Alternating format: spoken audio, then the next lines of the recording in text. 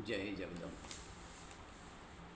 हरे राम राम राम हरे हरे, हरे कृष्ण कृष्ण कृष्ण हरे हरे, हरे राम राम राम हरे हरे, हरे कृष्ण कृष्ण कृष्ण हरे हरे, हरे राम राम राम हरे हरे, हरे कृष्ण कृष्ण कृष्ण हरे हरे, हरे राम राम राम हरे हरे, हरे कृष्ण कृष्ण कृष्ण हरे हरे, हरे राम राम राम हरे हरे, हरे कृष्ण कृष्ण कृष्ण हरे हरे, हरे राम राम राम हरे हरे, हरे कृष्ण कृष्ण कृष्ण हरे हरे, हरे राम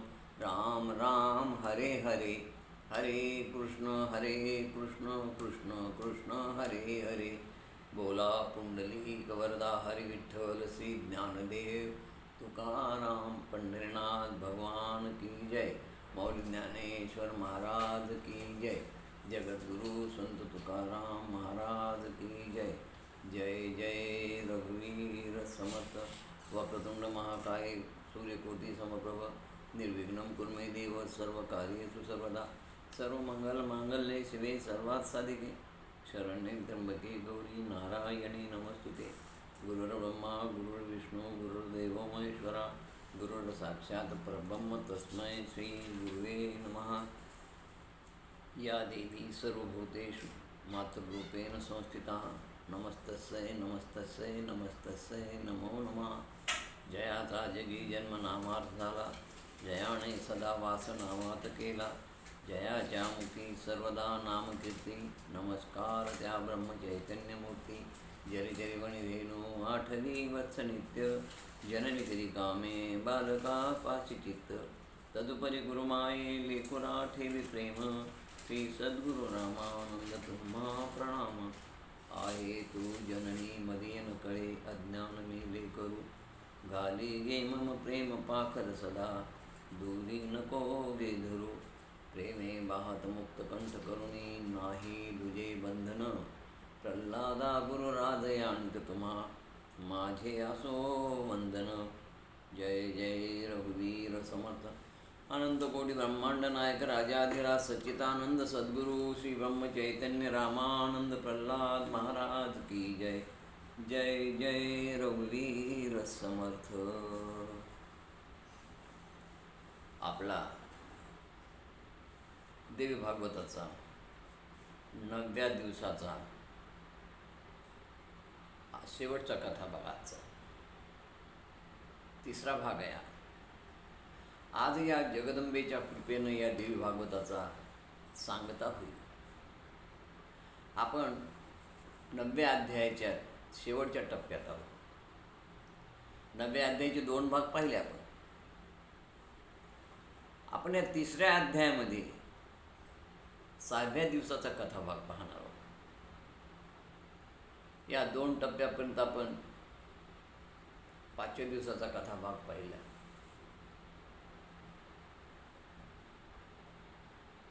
या शेवटच्या टप्प्यात अध्यायामध्ये संपूर्ण श्रीमद देवी भागवत श्रवण केल्यानंतर मग जन्मेजय राजाने उत्तंक ऋषीच्या आदेशाप्रमाणे सर्पसत्र प्रारंभ केले।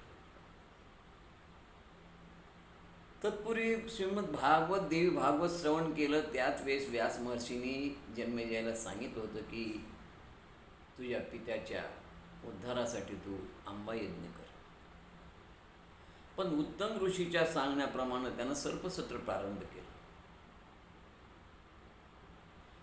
शेवटी तिचा आस्तिक मुनी आणि नास्तिक मुनीनं समजावून सांगितलं की हा तामसी यज्ञ, यानं तुझ्या पित्याला सद्गती मिळणार नाही, त्यापेक्षा तू आंबा यज्ञ कर, तुला व्यासांनी सांगितलं। त्याप्रमाणे जन्मेजयाने ऋषींच्या मदतीनं आंबा यज्ञ केला आणि पित्याला सद्गती प्राप्त झाली. इथे ही देवी भागवताचा 12वा स्कंद संपलेला. या 12व्या स्कंदाच्या आधी गायत्रीचं महात्म्य आहे, मनसा देवी आहे, चंडी देवी आहे, भ्रमरा देवी आहे, त्यांच्या कथा आहे, रुद्राक्षाचं महत्त्व आहे, भस्म विलेपनाचं महत्त्व आहे. या सगळ्या कथांचा सांगितल्या तर फार मोठा विस्तार होतो, म्हणून तो कथा फक्त आपण सांगितलं श्रोत्यांना की तुम्ही आपण ते देवी भागवतामध्ये त्याचं पहा, त्याचं चिंतन करा. आणि नंतर आपण अवतरणिका घेतली. ती अवतरणिकामध्ये आपण 5व्या दिवसाच्या कथाभाग आपण काल पाहिलं. आज 6व्या दिवसाचा कथाभाग आहे. अवतरणिका काय म्हणते? षष्टम दिवशी कथा चमत्कार, जगदंबा माता पावे सत्वर, आदी मायेनं कृपा केली जयावर, त्यांच्या कथा वर्णिलेल्या. आता या 6व्या अध्यायामध्ये, 4थ्या अध्यायामध्ये जगदंबेचं स्वरूप, जगदंबेचं मनोद्वीप झालं. 5व्या अध्यायामध्ये जगदंबेनं विष्णू परमात्म्याला भृगु ऋषीच्या शापामुळं घेतलेले अवतार, ते अवतार झाले. आणि 6व्या अध्यायामध्ये जगदंबा मातेनं ज्या भक्तांना संकटामध्ये वेळोवेळी मदत केली, त्या सगळ्या भक्तांचे अनुभव, त्या भक्तांच्या कथा या 6व्या दिवशीच्या कथेमध्ये आहेत. आणि 7व्या दिवशीच्या कथेमध्ये ज्या देवी देवतेवर या भगवंतीनं कृपा केली जगदंबेनं, त्यांच्या कथा 7व्यामध्ये येतात. आणि म्हणून या ठिकाणी ऋतुवाक मुनीची पहिली कथा येते. हे अत्यंत सदाचारी होते, पण मात्र यांचा पुत्र दुराचार्य निघाला. कारण काय? तर रेवती नक्षत्रावर हा जन्माला होता. आता या ऋतुवाक मुनीनं गर्गाचार्याला पत्रिका दाखवली, त्याप्रमाणे त्यांनी सांगितले की गंडमूळ नक्षत्र हा या रेवती नक्षत्राचा दोषी म्हणाले, त्याच्यामुळं हा असा वाईट वृत्तीचा निघाला. ऋतुवाक मुनीनं शाप देऊन त्या नक्षत्राचं पतन केलं. परंतु हेच नक्षत्र प्रमुच ऋषीनं तपश्चर्येच्या सहाय्यानं परत नभमंडलामध्ये त्या नक्षत्राची, रेवती नक्षत्राची स्थापना केली.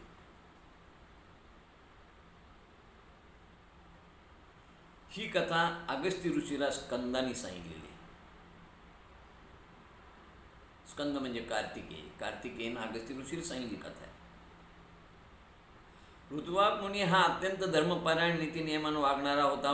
पुत्र झाला. पुत्रानंतर अनुकूल परिस्थिती प्रतिकूल झाली. दारिद्र्य आलं, आजार, रोगराई, मनशांती बिघडली, असमाधान वृत्ती निर्माण झाली. पती पत्नीमध्ये वाद होऊ लागला. मुलगा वेश्नी निघाला, दुराचारी निघाला, मद्यपी निघाला, अभक्षण भक्ष करू लागला, नास्तिक निघाला. त्यामुळं ऋषींना चिंता वाटली. त्यांनी गर्गमुनीला त्याची पत्रिका दाखवली. गर्गमुनीनं सांगितलं की तुमच्यामध्ये काही दोष नाही म्हणे. कारण गर्गमुनी हे आदिमायादिशक्तीचे भक्त होते. तुमच्यात दोष नाही म्हणे, याच्या जन्म नक्षत्राचा दोष आहे. रेवती नक्षत्राच्या 4थ्या चरणावर याचा जन्म झाला आणि त्यावेळेस गंडमूळ नक्षत्र होतं. देवी कृपेनं तुझा हा मुलगा भागवतकार होईल, सदाचारी होईल, सद्वर्तनी होईल. तू देवी भागवत कर. त्याप्रमाणे त्यांनी देवी भागवत केलं. मुलगा सदाचारी झाला. पण त्यांच्या मनातून रेवती नक्षत्राचा राग जात नव्हता. 27 नक्षत्र नभमंडलात, आणि 27 नक्षत्र म्हणजे दक्षच्या 27 कन्या ज्या चंद्राच्या पत्न्या आहेत. मग या ऋतुवाक ऋषीनं रेवती नक्षत्राला शाप देऊन त्याला आकाशमंडलातून त्याचं जे ते पतन केलं. ते नक्षत्र कुमुदिनी पर्वतावर पडलं आणि त्या कुमुदिनी पर्वताचं नाव रेवत पर्वत झालं. त्या नक्षत्राची कन्या त्या पर्वतावर जी झाली तिचं नाव रेवती. ही कन्या प्रमोद ऋषीचा तिथं आश्रम होता. प्रमोद ऋषीनं तिचं जे आहे ते सांभाळ केला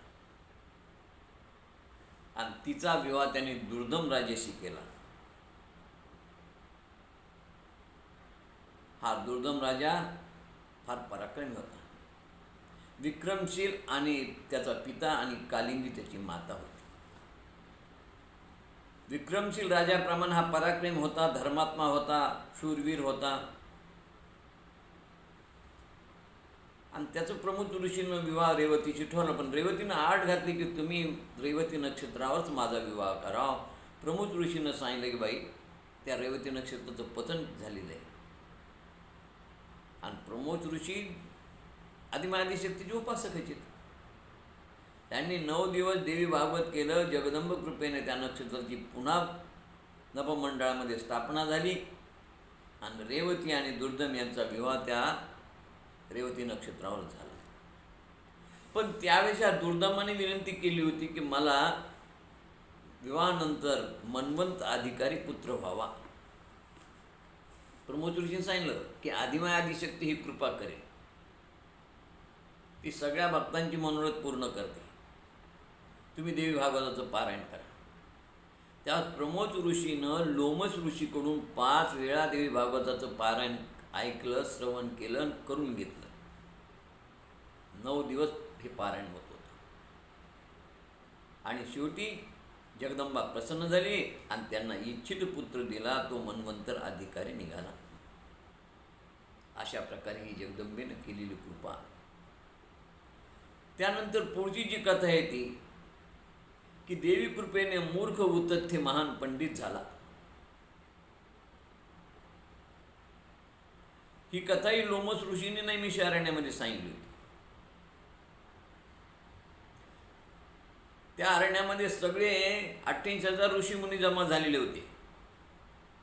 आणि नैमिष अरण्यामध्ये चर्चा निघाली की सर्व देवतेमध्ये सर्वश्रेष्ठ देव कोण. हा प्रश्न खरा म्हणजे जमदग्नी ऋषीनेच विचारलेला होता सगळ्या ऋषींना. पण लोमस ऋषीने त्याचं उत्तर दिलं. ते म्हणाले भूतलावती जगदंबा हीच सर्वश्रेष्ठ देवता आणि तीच शीघ्र फळ देते. केवळ तिच्या स्मरणानं फळ मिळतं. पुराणातील एक सत्यकथा मी सांगतो आणि म्हणून त्यांनी ही कथा सांगितली. सर्व ऋषी कथा ऐकत होते. ते म्हणाले देवदत्त नावाचा एक ब्राह्मण होता.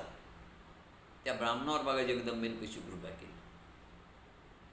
फक्त जगदंबेचा भक्त असावा आणि त्याची पूर्ण श्रद्धा जगदंबेवर असावी. जगदंबा मदत करते. देवदत्त नावाचा ब्राह्मण त्यांनी संतती नसल्यामुळे पुत्र कामेशी यज्ञ केला. गोभील ऋषींना निमंत्रण दिलं. गोभील ऋषींना जे ते पौरोहित्य केलं. पण ज्यावेळेस ते त्या मंत्राचा प्रयोग करत होते त्यावेळेस ते गोभल ऋषी हे सुस्वर गायन करत होते. चांगले गायक होते. आणि त्या गायनामुळे याचा असा समज झाला देवदत्ताचे की स्वरभंग होत होता. स्पष्ट मंत्रोच्चार होत नव्हते. देवदत्त ब्राह्मणाला राग आला आणि तो रागाच्या भरात त्या गोभील ऋषीला चुकून मूर्ख म्हणाला. गोभील ऋषीला संताप आला आणि त्यांनी शाप दिला. मला मूर्ख म्हणतो? अरे यातून होणारा पुत्र कामेश्वर म्हणून तुझा पुत्रच मूर्ख होईल म्हणाले. आणि मग ज्यावेळेस त्या देवदत्तानं क्षमा मागितली, माझं चुकलं म्हणले, त्यावेळेस त्यांनी उशाप दिला. ठीक आहे म्हणाले, पुत्र तर मूर्ख होईल म्हणे, आता यात वाद नाही, पण तो देवी कृपेने तो सज्जन होईल, ज्ञानी होईल, दुसरा वाल्मिकीच होईल म्हणे. मग हा मोठा झाल्यानंतर यांनी त्याला उपासना शिकवली, उपनयन केलं, गायत्री मंत्र सांगितला. त्यानंतर काय हनुमान स्तोत्र, रामरक्षा पण छे मूढ असल्यामुळे त्याला काही येईना. वडील कंटाळे, आई कंटाळी, शेजारी पाजारी कंटाळले आणि मूर्ख म्हणलं नाही म्हणून त्याने एक दिवशी रात्रीतून घर सोडून गेला. वनामध्ये कंदफळमुळे खाऊन तिकडेच राहू लागला. आता इकडे यावेळेस त्याने घर सोडून गेला. त्यावेळेस त्या लक्षात आलं की आपल्यावरती त्यावेळेस त्या ब्राह्मणाने सांगितलं होतं ऋषीने, गोभल ऋषीने, की तू जगदंबे कृपेने तुझा हा पुत्र परत ज्ञानी होईल. आणि त्याला स्मरण झालं आणि त्यानं मग देवी भागवत केलं. इकडे यानं देवी भागवत केलं आणि तिकडे त्याला तो विद्वान झाला, त्याला बुद्धी प्राप्त झाली. या देवी सर्वभूतेषु बुद्धिरूपेण संस्थिता नमस्तस्यै नमस्तस्यै नमस्तस्यै नमो नमः. तो अरण्यामध्ये वनामध्ये त्या नदीच्या किनाऱ्यावर राहत होता. फक्त स्नान करायचा, बाकी काही नाही. संध्या नाही, जप नाही, तप नाही, नामस्मरण नाही, काही नाही. फक्त एकच व्रत होतं, सत्य बोलत होतं. एकदा त्याच्या कुटीमध्ये एक वराह आला आणि त्याच्यामागे शिकारी होता. वराह पाहताना त्याच्या मुखातून भीतीनं आय आय आय शब्द बाहेर पडला. आता हा सारस्वत बीज मंत्र आहे जगदंबेचा, हे याचं त्याला ज्ञान नव्हतं. तो कधीच खोटं बोलला नव्हता. ज्यावेळेस त्या वराहाच्या मागे असलेल्या शिकाऱ्यानं विचारलं की माझं डुक्कर इकडे आलं, तुम्ही पाहिलं का? आता ते रक्तबंबा झाले डुक्कर त्या झोपडीच्या मागे लपलं ना. घाबरलं त्याला त्या अवतार पाहून, त्याचा हातात धनुष्यबाण वगैरे. आता याला तो खोटं बोलायचं हे तत्व होतं. तो म्हणाला, हे पा म्हणाला, मी कसं सांगू म्हणाला, ॲ ॲ करता करता म्हणाला, मी कसं सांगू म्हणाला, जिनं पाहिलं ज्यांनी त्याला बोलता येत नाही, आणि ज्याला बोलता येतं त्याने पाहिलं नाही. असं संभ्रमात उत्तर दिल्यानंतर त्या शिकारी त्याला मूर्ख समजलं, निघून गेला. आणि पुढे हा देवीच्या कृपेनं विद्वान झाला, दुसरा वाल्मिकी झाला. फक्त काय केलं त्यानं, ॲम ॲम ॲम हाचा सतत जप करत राहिला आणि शेवट पण ॲम ॲम शब्द म्हणत राहिला. पुढे या मंत्र, या सारस्वत मंत्राचं त्यानं जेव्हा ज्ञान प्राप्त झालं तेव्हा विधिवत उच्चार केल्यानंतर देवीची खूप कृपा त्याच्यावर झाली आणि तो विद्वान झाला. राजा सुदर्शनावर देवीची कृपा झाली. हा कौशल देशाचा राजा ध्रुवसंधी हा शिकारीला गेला, मारला गेला सिंहाकडून. त्याला 2 भार्या होत्या, मनोरमा आणि लीलावती. या मनोरमाला पुत्र होता सुदर्शन आणि लीलावतीचा पुत्र होता शत्रुजित. सुदर्शन मोठा होता 1 वर्षाने. सुदर्शनचे वडील होते वीरशन, आपला आजोबा म्हणजे मनोरमाचे वडील वीरशन, आणि लीलावतीचे वडील होते युद्धाजित. हा, हे वीरशन हे कलिंग देशाचे राजे होते, तर युद्धाजित हे उज्जैन देशाचे राजे होते. आता ज्यावेळेस राजा मारला गेला सिंहाकडून, कौशल देशाचा ध्रुवसंधी त्याचं नाव, त्या अशा दोन्ही कन्यांचे पिताश्री तिथं हजर झाले. मनोरमाचा पिता विश्वजित, आपले वीरसेन, आणि लीलावतीचा पिता युद्धजित. आता राजगादीवर कोणी बसवा यासाठी तिथं वाद निर्माण झाल्यानंतर मनोरमाच्या पित्याची इच्छा होती वीरसेनाची की सुदर्शनला राजगादीवर बसवा, तो वडील आहे. परंतु लीलावतीचे पिताश्री युद्धाजित म्हणाले, 1 वर्षानं मोठं म्हणजे का फार मोठा झाला का, शत्रुजितलाच राजगादीवर बसवायला पाहिजे. दोघांच्या वादामध्ये सगळे मंत्रिमंडळ नाराज झालं. मंत्रिमंडळ इच्छा होती सुदर्शनला बसवा, कारण हिस्टॉरिक कुळाची या कौशल देशाच्या राज्याची परंपरा अशी होती की ज्येष्ठ पुत्र हाच राजगादीचा मालक. सगळ्या मंत्र्यांनी, तिथल्या ऋषीमुनींनी सगळ्यांनी सांगून पाहिलं, पण हा युद्धाजित ऐकायला तयार नाही. शेवटी युद्धाजितामध्ये वीरसेनमध्ये बाचाबाची झाली आणि युद्धाजितानं वीरसेनाला ठार केलं. आता वीरसेन मारल्यानंतर मनोरमाला फार काळजी वाटू लागली की माझा नवराही गेला, माझे वडील मारले गेले, आता माझ्या या पुत्राला मला वाचवणं भागे नाही, तर हा युद्धाजित त्याचाही काटा काढेल. आणि म्हणून मनोरमा त्या सुदर्शनाला घेऊन त्या विद्दल नावाच्या मंत्र्याच्या मदतीनं चित्रकूट पर्वतावर आली. आणि चित्रकूट पर्वतावर आल्यानंतर ती भारद्वाज मुनीच्या आश्रमात राहू लागली. भारद्वाज मुनीने सहारा दिला, आधार दिला, आणि आधार दिल्यानंतर तिथं राहत असताना अधूनमधून हा विद्दल नावाचा मंत्री, हा राजा सूरसंधीचा फार प्रामाणिक नोकर होता. तो अधूनमधून त्यांची येऊन चौकशी करायचा. आणि एकदा तो असाच आला असताना त्यानं राजकुमारी चौकशी केली, राणीची चौकशी केली, आणि नंतर राजकुमाराला भेटायला गेला. त्या ठिकाणी राजकुमाराला भेटायला गेला त्या ठिकाणी काही मित्र त्याचे त्या गुरुकुलात शिक्षण देणारे हे खेळत होते. खेळत असताना त्यांच्या खेळण्यामध्ये क्लेबा कोणातरी क्लेबा म्हणून ते चिडवत होते. आणि क्लिबा क्लिबा हात मारता मारता हा तिथं विद्दलला आपल्या त्या सुदर्शनला पाहण्यासाठी म्हणून तिथं गेला आणि या मुलानं त्यालाच क्लिबा क्लिबा म्हणून आवाज द्यायला सुरुवात केली.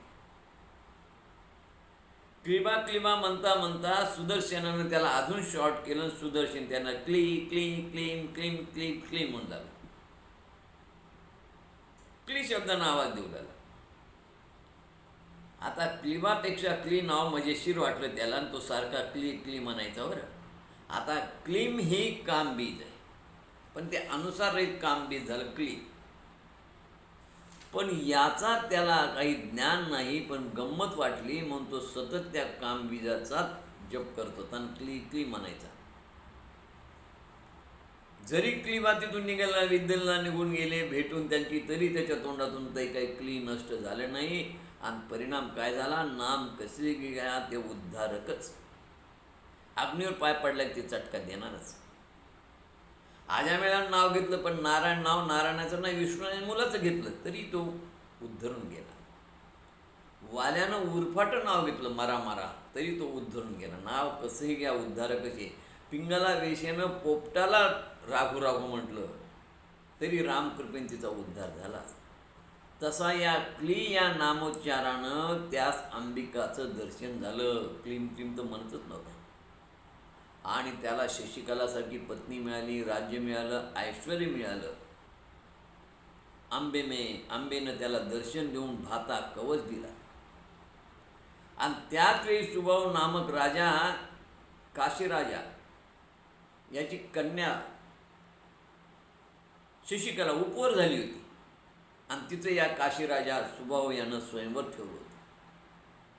बरं, आंबेच्या कृपेनं आंबेनं त्या गुहक राजाला स्वप्नात जाऊन सांगितलं आणि त्याप्रमाणे गुहकानं येऊन या सुदर्शनाला 4 अश्व असणारा रथ दिला. आता इकडे या सुभाव राजानं शशिकलेचं स्वयंवर ठरवलं, पण शशिकलेच्या स्वप्नात जगदंबेनं जाऊन सांगितलं तू सुदर्शनची विवाह कर. भारद्वाज आश्रमातून आलेला एक गायक भाट, याला तिनं विचारलं भारद्वाज आश्रमात काय विशेष आहे. त्याने सांगितलं त्या आश्रमातलं काही विशेष नाही, तिथं फक्त एक सुदर्शन नावाचा ध्रुवसंधीचा पुत्र आहे. ते त्या आश्रमातलं फार मोठं, जगातलं फार मोठं आश्चर्य. त्याच्यासारखा विद्वान या जगात कोणी नाही. आणि म्हणून मग त्या स्वप्नात सांगितलेल्या सुदर्शनवर तिचं अजून घट्ट प्रेम झालं आणि तिनं एका ब्राह्मणाच्या हाती पत्र देऊन सुदर्शनाकडे पाठवलं की माझं स्वयंवर माझा पिता करताय, पण मला जगदंबेनं स्वप्नात येऊन तुमच्याशी विवाह कर म्हणून सांगितल्यामुळे मी तुमच्याशी विवाह करणार आहे. मी मनोमन तुम्हाला वरलं आहे. याला माझ्या आईवडिलाचा विरोध आहे, तरी तुम्ही या माझ्या स्वयंवरात या आणि मला घेऊन जा. त्याप्रमाणे त्यानं आईची आणि गुरुची आज्ञा घेतली आणि स्वयंवराला आला. स्वयंवराला आल्यानंतर या स्वयंवरामध्ये त्याचा विरोध केला या लोकांनी सगळ्या. आज त्या ठिकाणी हा युद्धाजित पण आलेला होता, शत्रुजित पण आलेला होता. युद्धाजित तर म्हणाले मी त्या सुदर्शनचा वध करीन, कारण ज्यावेळेस हे स्वयंवर ठरलं सगळ्या राजांना बोलावलं आणि येऊन दरबारामध्ये त्या राजमंडपामध्ये सगळ्या राजासमोर या सुभावनं सांगितलं की माझ्या कन्येनं सुदर्शनला वरलेलं असल्यामुळे ती या विवाहास मान्यता देत नाही. राजे चिडले. युद्धाजितानं तर आक्षेप घेतला की अहो तो राजाच नाही, मग त्याला स्वयंवरात येण्याचा काय अधिकार आहे. सुभावला बोलावलं, त्या सुदर्शनाला बोलावलं. सुदर्शनं कबूल केलं, ठीक आहे भाऊ म्हणले, बरोबर आहे, मी सध्या राजा नाही म्हणले, मला राज्याचा अधिकार नाही, मला राज्यातून हाकलून दिलं, हे सगळं मान्य म्हणाले, पण मी स्वयंवर बघायला आलो म्हणाले. माझ्या स्वप्नात येऊन जगदंबेनं मला सांगितलं आणि त्या जगदंबेच्या मनात राहते की क्षणामध्ये रंकाचा रावण रावाचा रंग करू शकते म्हणाले.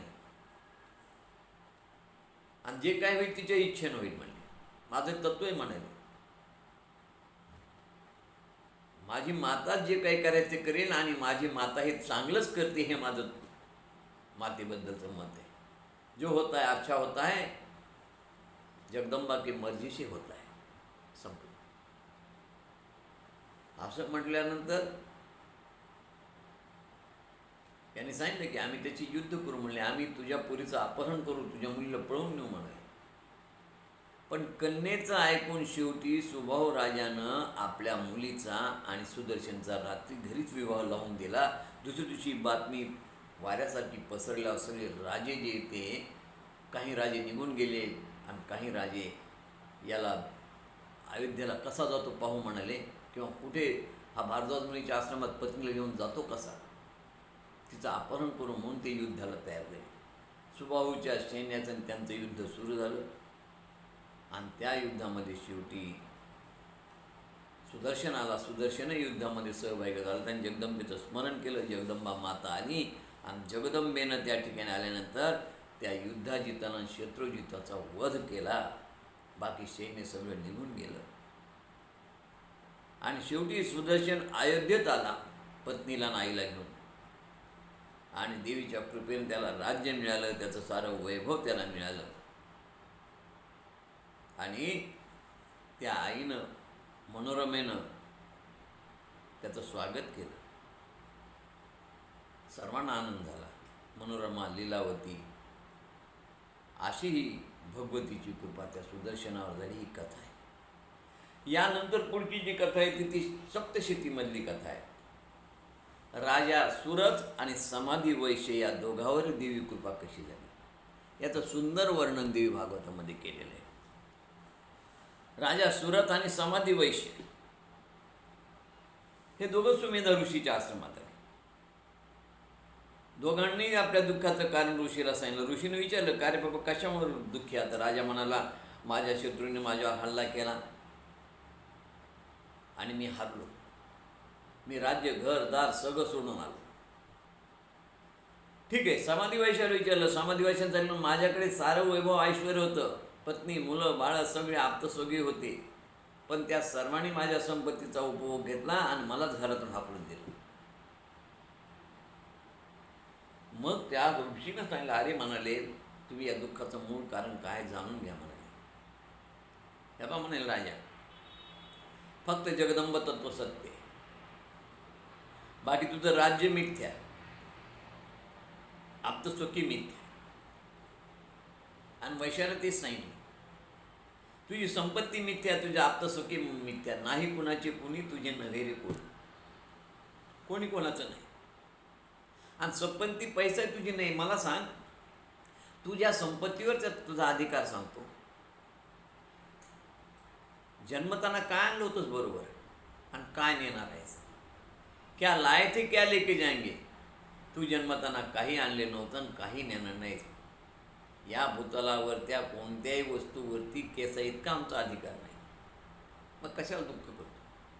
दुःखाचं मूळ कारण हेच अज्ञान, हे मिथ्या संपत्तीला सत्य मानणं, विषयातून मिळणारं सुख खरं मानणं, हे चूक आहे म्हणाले.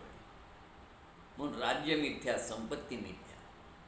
आणि याकरता हे ज्ञान तुम्हाला होण्यासाठी तुम्हाला जगदंबेची कृपा आवश्यक आहे. आणि म्हणून त्यांनी मग जगदंबेचं व्रत कसं करावं ते सांगितलं. त्यानंतर ओम ऐम ह्रीम क्लीम चामुंडाई विचे या याचा जप कसा करावा ते सांगितलं. जपाच्या 1 हवन करण्यास सांगितलं. आणि 9 दिवस त्यांना देवी भागवत करायला लावलं. आणि नंतर जप झाल्यानंतर त्याचं होम हवनही करायला लावलं. 2 वर्षापर्यंत त्यांनी त्या ठिकाणी कुटीत राहून समोरच्या गंगेच्या तीरावर जाऊन त्यांनी हे अनुष्ठान केलं, होम हवन केलं. आणि त्याप्रमाणे राजाला राज्याने ऐश्वर मिळालं. आणि समाधी वैश्य म्हणाला की गुरुजी, तुम्ही मला सांगितल्याप्रमाणे मला या संसाराचा विटच आला, मला संसार नको. तर त्याला दिली मुक्ती. म्हणजे देवी भुक्ती दोन्ही देते. तुला राज्य हवं, घे राज्य. पण राज्य केल्यानंतर वानप्रस्थ आश्रमात तो गेला आणि जगदंबेचं नामस्मरण करून तोही मुक्त झाला. भुक्ती मुक्ती दोन्ही दिलं. राजाला, आणि वैश्याला मुक्ती हवी तर मुक्ती देऊन टाक. नर नारायण आणि प्रल्हाद यांच्यावर देवीची कृपा कशी झाली याचं वर्णन फार सुंदर पुढच्या अध्यायात.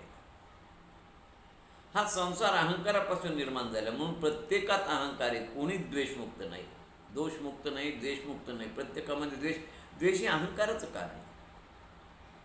आणि म्हणून हे चराचर सृष्टी सगळी रागद्वेषानं व्यापलेली आहे. खरं म्हणजे धर्मासाठी शुद्ध वासना हवी,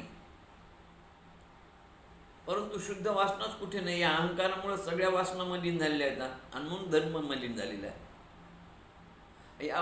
या अहंकारामुळे, वासनेमुळे माणसाचा सर्वस्वाचा नाश व्हायला आहे. या नरनारायणाला प्रल्हादाला अहंकार झाला.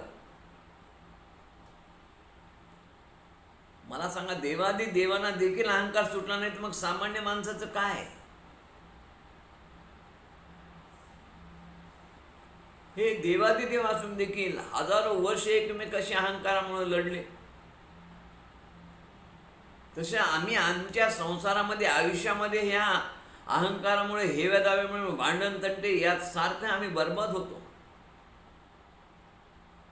पण आमचा तो अहंकार नाहीसा, नष्ट होत नाही. म्हणून तुकाराम महाराज म्हणतात, हरिभजना विन काळ वाया घालवू नको रे. हरीचं भजन जर सतत केलं तर हा अहंकारच राहणार नाही तुम्हाला. कथेमध्ये असं सांगितले, ब्रह्मदेवाचे 3 पुत्र होते. धर्म एक, आपला हरिकृष्ण एक, धर्माचे.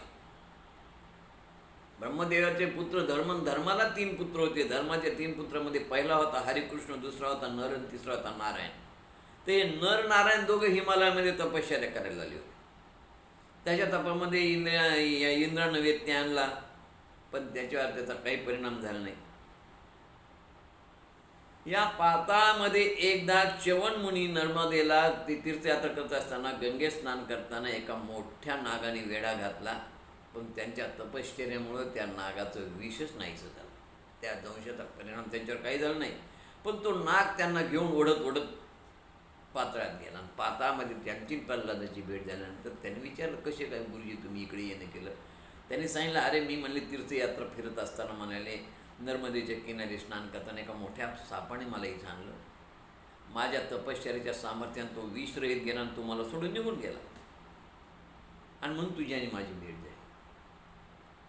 आणि त्यावेळेस प्रल्हादाने त्यांना या अरण्याची माहिती विचारली. त्यांनी नैमिष अरण्याची, सगळ्या अरण्याची माहिती सांगितली. तेव्हा प्रल्हादानं आपल्या अनुयासह, राक्षस अनुयासह या नैमिष अरण्याची यात्रा करायचं ठरवलं. आणि या यात्रेला येत असताना त्या नैमिष अरण्याच्या तीर्थक्षेत्रामध्ये 2 ऋषी, 2 तपस्वी त्यांनी पाहिले, जे तपश्चर्या करत होते, पण त्यांच्याजवळ धनुष्य होते. आता याच्या मनात अहंकार निर्माण झाला की तपस्वीने त्यांच्याजवळ बाण काय करायचे, त्यांच्याजवळ धनुष्य काय करायचे? तपस्वीनं आपलं तप करावं. क्षत्रियासारखं त्यांना शस्त्राची गरज काय? आणि या कारणास्तव नर नारायण आणि प्रल्हाद यांच्यात वाद निर्माण झाला. दोघांनाही अहंकार झाला होता, आणि दोघांना अहंकार झाल्यामुळे त्यांचं युद्ध झालं. हे जवळपास युद्ध 1000 वर्ष चाललं. आणि शेवटी आदिशक्तीनं विष्णूला सांगितलं की अहंकारामुळं या नरनारायणामध्ये जे ते युद्ध सुरू झालेलं आहे, आणि तू जा त्या नरनारायणाला समजावून सांग, आणि तुझा भक्त प्रल्हाद आहे त्यांनाही समजावून सांग, आणि युद्ध बंद कर. आदिशक्तीच्या आदेशाने विष्णू परमात्मा आले. विष्णू परमात्मा आल्यावर विष्णू परमात्माला पाहतात प्रल्हादाला आनंद झाला. शंख चक्र गदा कमल हाती होतं. प्रल्हादानं विष्णू नमस्कार केला. तो म्हणाला, देवा मी 1000 वर्षापासून युद्ध करताय, पण मला या युद्धात यश का प्राप्त होत नाही? तपस्वी का यांचा पराभव होत नाही? विष्णू सैन्याने त्यांचा पराभव कसा होईल? ते माझे अंश आहेत म्हणाले. आणि मग त्यांनी सांगितलं, प्रल्हादा तू अहंकार सोड, पाताळात जा आणि नामस्मरण कर. तसं प्रल्हादाने अहंकार सोडला, आणि त्यांनी नरनारायणाला अहंकार सोडायला लावला. परिणाम काय झाला? अहंकारामुळे दोघांचं 1000 वर्ष फुकट वाया गेले. आणि म्हणून हरिभजनाशिवाय वेळ घालवू नका, अहंकार करू नका, हे दावे करू नका. आणि अशा रीतीनं देवीने या दोघांवर कृपा केली, आणि ते परत आपल्या नामस्मरणाला प्रारंभ केला त्याने. यानंतर सुकन्येची कथा येते. की सुकन्येवर जगदंबेनं कशी कृपा केली. सुकन्येच्या हाताने च्यवन मुनीचे डोळे गेले. सुकन्येने त्यांना पती मानलं, त्यांची सेवा केली. ती च्यवन मुनीच्या आश्रमात राहत असताना सूर्यपुत्र अश्विनी कुमार या दोघांनी त्या तरुण अशा सुकन्येला पाहिलं आणि त्या अश्विनी कुमारांना त्या सुकन्येची दया आली. सुकन्या खरी पतिव्रता होती. ते दोघे अश्विनी कुमार तिला म्हणाले की आम्ही तुझ्या पतीला सुंदर तरुण करून देतो, पण तू आमच्या तिघापैकी एकाशी विवाह करावा लागेल. तिने देवीला विनंती केली की देवी, या तिघामध्ये माझा विवाह माझ्याच पतीशी होईल एवढी कृपा कर. अश्विनी कुमार आणि च्यवन ऋषींनी एका तलावामध्ये काही वन औषधी टाकून त्यात तिघांनी प्रवेश केला आणि तलावातून ते तिघं बाहेर आले. त्यावेळेस तिन्ही पुत्र सारखे दिसत होते. आता पती म्हणून कोणाची निवड करावी हा प्रश्न तिच्या समोर उत्पन्न झाला. तिनं आंबेचे स्मरण केलं आणि आंबेने सद्बुद्धी दिली. या देवी सर्वभूतेषु बुद्धिरूपेण संस्थिता नमस्तस्यै नमस्तस्यै नमस्तस्यै नमो नमः. आणि जगदंबेनं सद्बुद्धी दिली. तिनं आपल्या तिघामध्ये असलेला देवीच्या कृपेनं पती निवडला आणि अशा रीतीनं जगदंबेनं देवीवर कृपा केली. अशी सुंदर कथा या अध्यायात दिली. नंतर दक्ष प्रजापतीवरही देवीची कृपा झाली. देवी प्रसन्न आहे दक्ष प्रजापतीला. दक्ष प्रजापतीने विनंती केली की हे देवी माते, तू कन्या रूपात माझ्या घरी जन्म घ्यावा. आणि जगदंबेनं मान्य केलं आणि ती सती रूपामध्ये दक्ष प्रजापतीच्या घरी जन्माला आली. दक्ष प्रजापतीने तिचा विवाह शंकराशी केला. एकदा दक्ष प्रजापतीची आणि दुर्वास ऋषींची भेट झाली.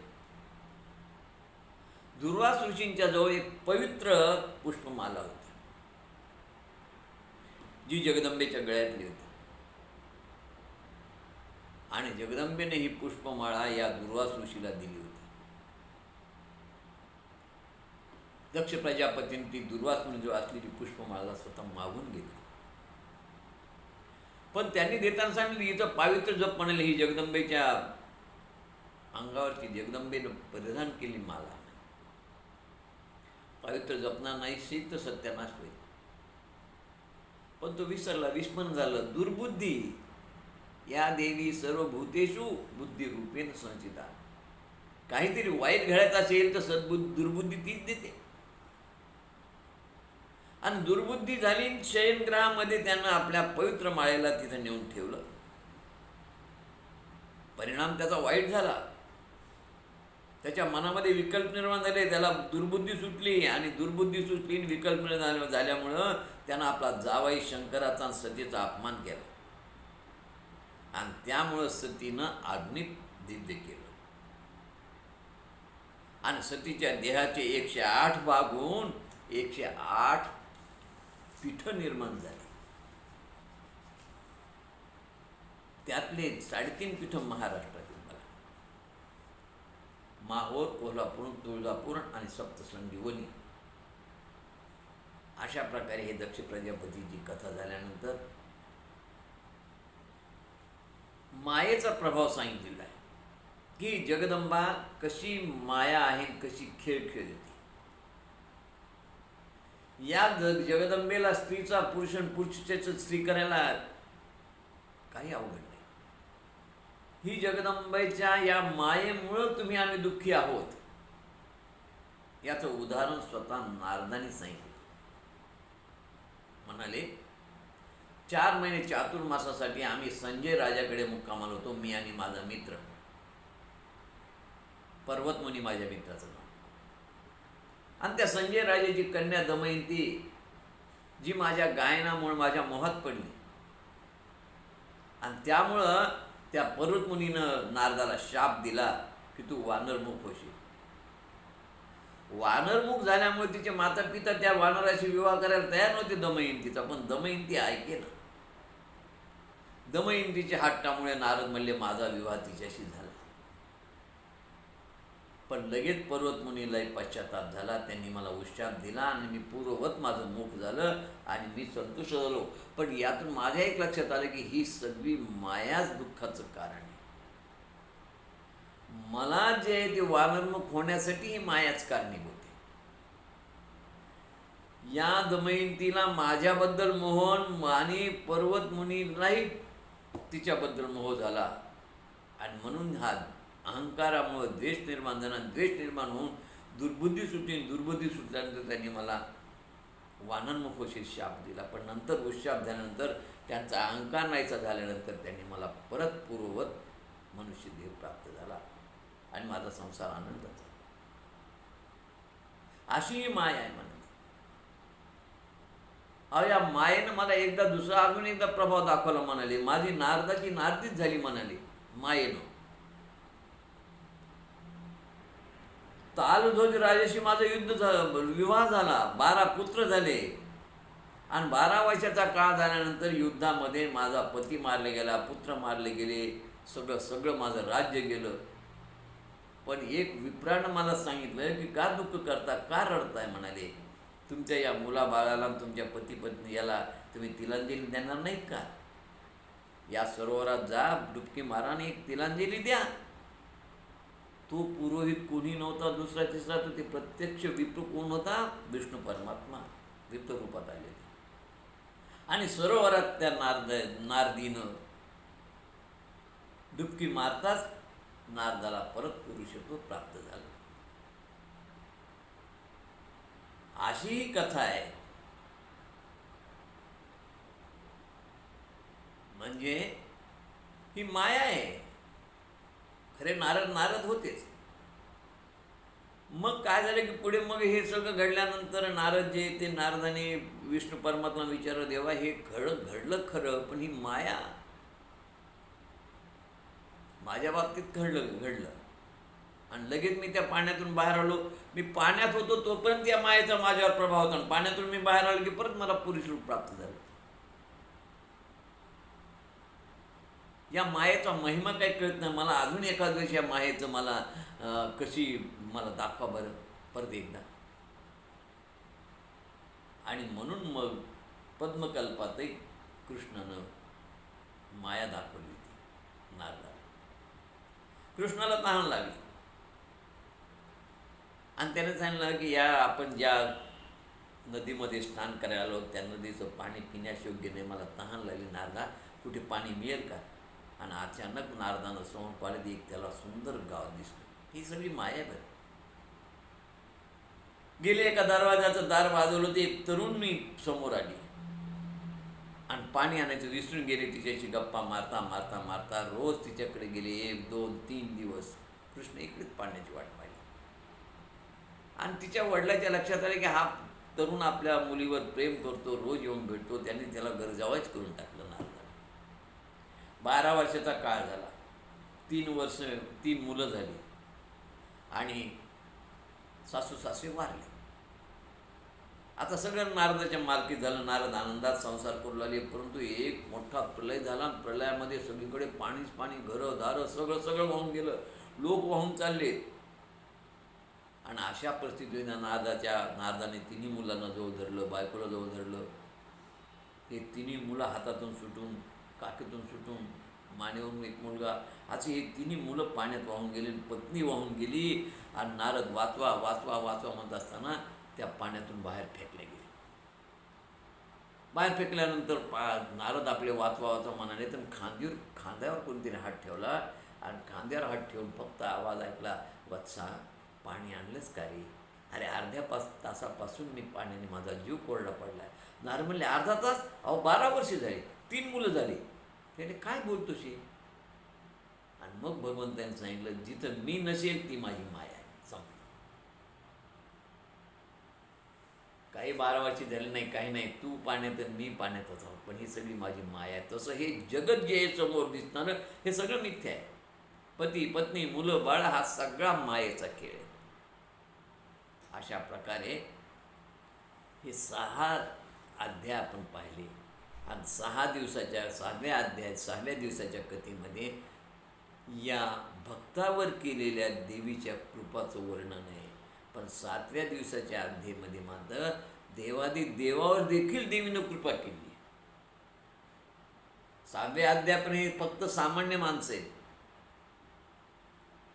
आणि 7व्यामध्ये 7म अध्यायामध्ये देवावर केलेली कृपा आहे. बघा आता कोणकोणते देवादेवतेवर देवी प्रसन्न होऊन आणि काय संकट या देवदेवतेला आले होते आणि त्यातून संकटातून देव या जगदंबेनं कसं निरसन केलं हे आपल्याला 7म अध्यायात पाहायचं. 7म दिवशी कथासार जगदंबा कृपा देवी देवाधिदेवावर. 7म दिवशी कथासार जगदंबा कृपा करी देवाधिदेवावर. भक्त संकटे हरण्या निरंतर अंबा अवतार जाण. आंबेचा अवतार भक्ताचं संकट हरण करण्यासाठी देवादिदेवांचं आणि भक्तांचं. आता इंद्र आणि शची हा देव आहेत, शची त्याची पत्नी आहे. पण या दोघांवरती कशा रीतीनं भगवतीनं कृपा केली ही कथा आहे ती बघा. देवी कृपेने इंद्रानं वृत्रासुराचा वध केला आणि देवी कृपेनं शचीवरील मोठं संकट टळलं. इंद्राने विश्वरूपाचा वध केला. विश्वरूपा तप करत असताना सुताराच्या मत्तीनं करवतीच्या सहाय्याने त्याचे शिर कापले इंद्राने. आता विश्वरूपाचा वध केल्यामुळे विश्वरूपाचे पिता त्वेष्टा यांना राग आला आणि त्यानं पुत्रकामेची यज्ञ केला. त्या पुत्रकामेच्या यज्ञातून इंद्राला मारणारा पुत्र व्हावा अशी त्यांची इच्छा होती आणि त्यातून तो वृत्रासुर उत्पन्न झाला. त्वेष्टाने त्याला दिव्य शस्त्रास्त्र दिला आणि इंद्रावर हल्ला करायला सांगितला. वृत्रासुराने इंद्रावर हल्ला केला. इंद्राला गिळलं. देव गोंधळले. इंद्र म्हणून ओरडू लागले. बृहस्पतीनं देवीची आराधना केली आणि भगवती कृपेनं वृत्रासुराला जांभया यायला सुरुवात केली आणि त्या जांभयातून इंद्र आकुंचन पाहून शरीरातून बाहेर लहान होऊन बाहेर पडला आणि देव दानव इंद्र आणि वृत्रासुर यांचा युद्ध झालं. त्याच्यामध्ये सगळे देव हारले. स्वर्ग सोडून त्यांना जायचं काम पडलं. गिरिकंदरात राहू लागले. मग सगळे देवादिदेव विष्णूकडे आले आणि विष्णूने सांगितल्याप्रमाणे त्याला वृत्रासुराला वर दिलेल्या ब्रह्मदेवानं तो असा मरणार नाही. विश्वासानं त्याच्यावरती त्यानं तुमच्यावर विश्वास ठेवून विश्वासघात केला आणि ब्रह्मदेवाच्या अटींना अधीन राहून तुम्ही त्याचा वध केला तो मरेल नाही तर मरणार नाही. आणि त्याकरता त्याचा विश्वास संपादन करावा लागेल. साम दाम दंड भेद काही करा त्याशिवाय तो ठार होणार नाही. आणि मग त्याप्रमाणे हे सगळे देवादिदेव जे ते बेरू पर्वतावर आले देवीची आराधना केली आणि देवीला सांगितलं. देवी म्हणाली ठीक आहे म्हणाली, मी तुम्हाला सहकार्य करेल म्हणाले. आणि इंद्राच्या आणि विष्णूच्या सहकार्यानं वृत्रासुर ठार होईल म्हणाले आणि त्याला माझी मदत राहील. अशा रीतीनं हे सगळे देवादिदेव आले.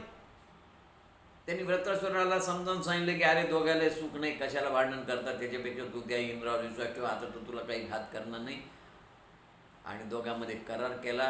वृत्रासुराने देवांच्या ऋषीच्या सांगण्याप्रमाणे इंद्रावर विश्वास ठेवा, पण इंद्राने त्याचा घात केला आणि त्याला ठार मारले. इंद्राला ब्रह्महत्येचं पातक लागलं. ब्रह्महत्येचा परिणाम पातक ते 4 ठिकाणी वाटल्या गेलं. परंतु काय झालं, जरी चौघांनी ते वाटून घेतलं असलं तरी त्याला मानसिक आंतरिक त्याला काही सुख मिळालं नाही. त्याचं मन त्याला खात होतं आणि म्हणून तो मानस सरोवरामध्ये एका मोठ्या कमळाच्या फुलात जाऊन लपून राहिला. आता स्वर्गाच्या राज्यात देवच नाही म्हणल्यानंतर मग सगळ्या देवादिदेवाने नहुषला इंद्रपदावर अभिषेक केला.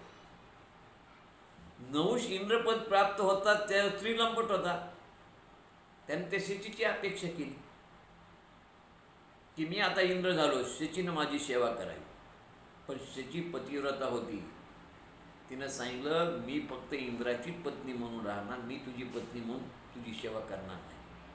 तू जरी तुला इंद्रपद प्राप्त झाला असतो. ती बृहस्पतीला शरण गेली. बृहस्पतीनं तिला संकटन वाचण्यासाठी अश्वमेध यज्ञ करायला लावला आणि देवी भागवताचं पारायण करायला सांगितलं. आणि त्या पारायणाप्रमाणे परिणाम काय झाला की नहुष्याने ऋषीमुनीचा अपमान केला. ऋषीमुनींना रथाला लावलं, अगस्तीला फटके मारले, लाथा मारल्या आणि अगस्ती ऋषीने शाप दिला, तो अजगर होशील आणि भूमीवर पडशील. आणि त्याप्रमाणे तो अजगर होऊन भूमीवर पडला. देवीच्या भागवत पारायणामुळं आणि अश्वमेध यज्ञामुळे देवीची कृपा या इंद्रावरून शचीवर झाली आणि इंद्राची शचीची भेट होऊन इंद्राला परत इंद्रपद मिळालं.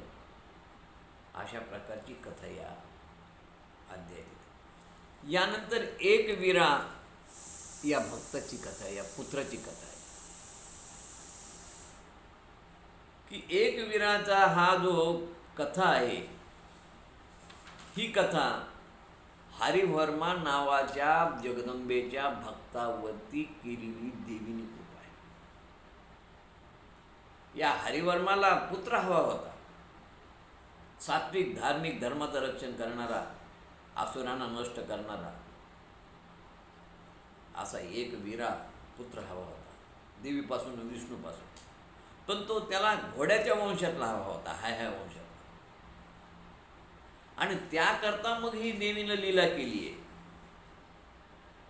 व्यास सांगतात की प्रत्येक ही सृष्टी त्रिगुणानं बनलेली, सत्व रज तम. आणि या तिन्ही गुणामुळं अनेक घटना घडतात. या तिन्ही गुणामुळं चांगल्या ज्ञानी माणसाचाही संयम ढळतो, क्रोध येतो, शाप देतात लोक, विवेकपतन होतो. हे सारे या तीन त्रिगुणामुळं घडतं.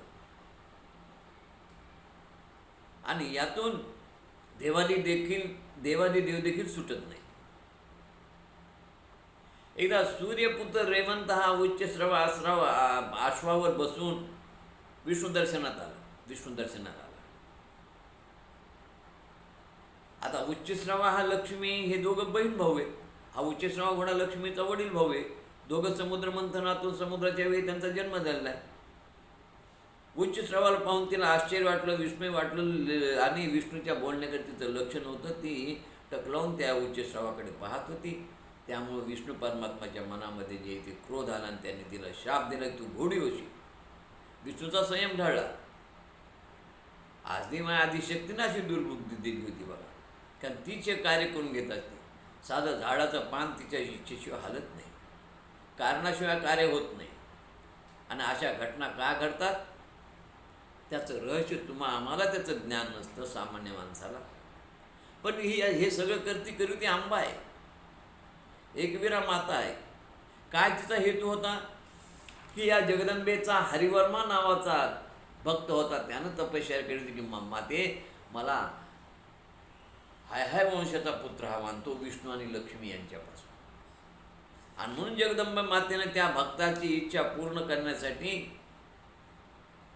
विष्णू परमात्म्याच्या मनात विकल्प निर्माण झाला आणि विष्णू परमात्मानं शाप दिला की तू घोडी होशी.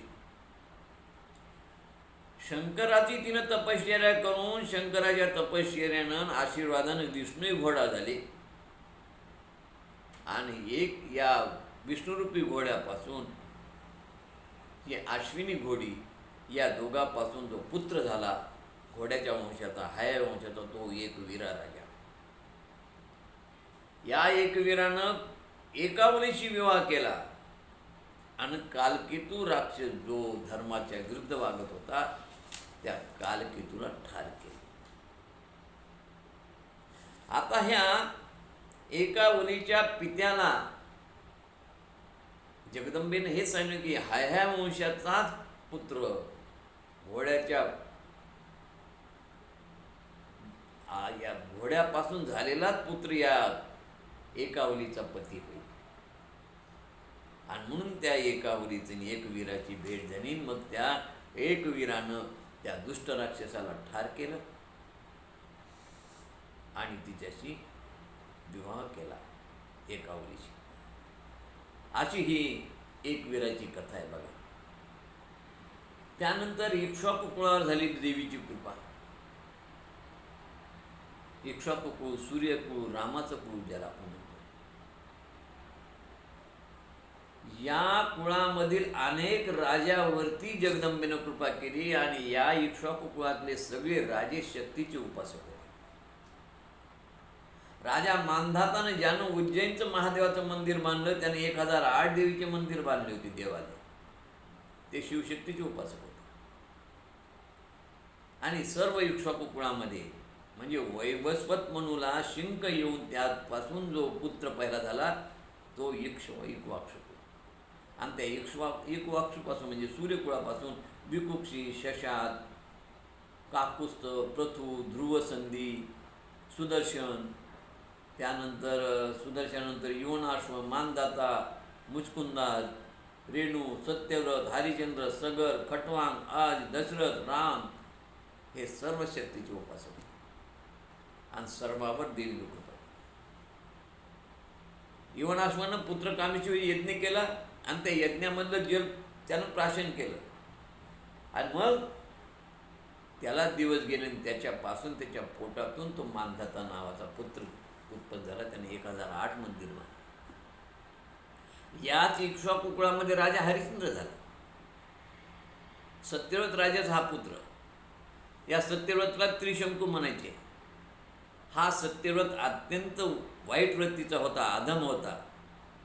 त्यानं वशिष्ठाची गाय ठार केली होती. त्याला गोहत्याचं पाप लागलं होतं. वशिष्ठाने त्याला शाप दिला होता म्हणून तो चांडाळून गेला होता. तो पिशाची झाला होता. पण अशा त्या सत्यव्रताला विश्वामित्रानं सदैव वैकुंठाला पाठवलं. त्याचा पुत्र हा हरिश्चंद्र, त्या त्रिशंकूचा. वरुण राजाने हरिश्चंद्राला जलोदर होईल म्हणून शाप दिला होता. विश्वामित्राने हरिश्चंद्रावर 3 प्रकारच्या कृपा केल्या होत्या. एक तर त्याला पुत्र नव्हता, पण त्याला वरुणाची तपश्चर्या करायला सांगितली, तसा मंत्र दिला, त्याप्रमाणे वरुणाची कृपा झाली, हरिश्चंद्राला पुत्र झाला. दुसरं, हरिश्चंद्राचे वडील सत्यव्रत राजाला सदैव वैकुंठाला आपली तपश्चर्या पूर्णपणाला लावून वैकुंठाला पाठवलं. 2. आणि तिसरं, या वरुणाच्या शापातून जलोदरातून हरिश्चंद्राला मुक्त केलं. अशा प्रकारचे 3 प्रकारचे उपकार केले विश्वामित्रानं. परंतु या हरिश्चंद्रानं वशिष्ठांचा सत्कार केला आणि म्हणून विश्वामित्राला राग आला आणि म्हणून त्याने हरिश्चंद्राला त्रास दिला. त्याच्यामध्ये राजा हरिश्चंद्राचं राज्य गेलं. राजा तारामती, रोहित आणि स्वतःला विकून तो गुलाम त्याला व्हावा लागला. शेवटी रोहितचा सर्पदंश होऊन प्राण गेला. तारामती हरिश्चंद्रानं देहांत प्रायश्चित्त घेऊन स्वतःचा देह जाळण्याचा प्रयत्न केला. चितेवर स्वतः झोपून नष्ट व्हायचं ठरवलं, पण देवी कृपा झाली. रोहित जिवंत झाला. हरिश्चंद्र तारामतीला स्वर्गातून विमान आलं आणि जगदंब कृपेनं गेलेलं सारं वैभव त्यांना मिळालं. अशा प्रकारची कृपा या इक्ष्वाकू कुळामधील राजा हरिश्चंद्रावर जगदंबेने केली. ही कथा आहे. त्यानंतर तुळशीची कथा आहे की तुळशीवरती कशा रीतीनं जगदंबेनं कृपा केली. इंद्र सावर्णी मनु, त्याचा पुत्र वृषध्वज हा शंकर भक्त होता. त्याला सूर्यानं शाप दिला आणि सूर्यानं शाप दिल्यानंतर हा रथध्वज नावाचाही त्याचा पुत्र होता आणि त्या पुत्राला धर्मध्वज आणि कुशध्वज नावाचे 2 मुलं होती. या धर्मध्वजाच्या मुलीचं नाव पद्मिनी, तिला तुलसी म्हणत, आणि कुशध्वजाच्या मुलीचं नाव वेदवती, तिला जानकी म्हणत. वेदवती ही जानकी झाली, ही द्रौपदी झाली. ही कुशध्वज राजाच्या कन्या. वेदवती, जानकी, द्रौपदी हे जगदंबेचेच अवतार. तुळशी उर्फ पद्मिनी ह्याही सावित्रीचा गायत्रीचा अवतार आहे. गोलोकामध्ये तुळशी ही कृष्णाची सखी. राधेने शाप दिला आणि तिला भूतलावर जन्म घ्यावा लागला. गोलोकामध्ये सुदामा नावाचा कृष्णाचा सखा होता, त्यालाही राधेने शाप दिला आणि त्याला भूतलावरती चंद्रचूड नावाचा राक्षस व्हावा लागला. तो विष्णुभक्त होता. तर या तुळशीनं भूतलावर आल्यानंतर 3 लाख वर्षे ब्रह्मदेवाची तपश्चर्या केली. ब्रह्मदेव प्रसन्न झाले. ब्रह्मदेवानं सांगितले की तुझा चंद्रचूडाशी विवाह होईल. चंद्रचूड हा विष्णूचा अंश आहे. पुढे काही काळानंतर तुला भूतलावरती वृक्ष तुळशी म्हणून राहावं लागेल. तू गंडकी नदी होशील आणि नंतर मग तू कृष्ण लोकामध्ये, गोलोकामध्ये कृष्णाची सखी होशील. आणि आजही कृष्णाची सखी झालेली वृंदा उर्फ तुळशी वृंदावनामध्ये रोज रात्री रासक्रीडा करते. निधिवन रहस्याचं हेच उत्तर आहे की निधिवनामध्ये असलेल्या गोपी ह्या कोण आहेत आणि ह्या रात्री कशा क्रीडा करतात, त्याचं रहस्य ह्या देवी भागवतामध्ये वर्णन केलं की त्या तुळशीला वर दिला होता ब्रह्मदेवानं आणि विष्णू परमात्मानं. विष्णू परमात्मानं तिचं सत्वहरण केलं. चंद्रचूडचा वध झाला आणि त्यावेळेस मग ती गंडकी नदी झाली. गंडकी नदीनंतर ती काही काळ तुळस म्हणून या भूतलावर राहिली आणि नंतर ती जे आहे ती देह ठेवल्यानंतर गोलोकामध्ये कृष्णाची सखी म्हणून राधेच्या कृपेनं आजही ती निधिवन येते. रोज रात्री कृष्णाबरोबर रासक्रीडा करते. अमर आहे. तर अशा रीतीनं त्या चंद्रचूडाशी तिचा विवाह झाला. चंद्रचूड हा अत्यंत पराक्रमी होता. 3 लोकांमध्ये त्याचं राज्य होतं, स्वर्ग, पाताळ, भूतल. त्यानं स्वर्गाचा पाताळाचा तो राजा होता. त्यानं भूमी जिंकली, स्वर्ग जिंकला. स्वर्ग जिंकल्यानंतर देवानं भूमिगत व्हावं लागलं आणि सगळे देव आले ब्रह्मदेवाकडे, शंकराकडे, विष्णूकडे.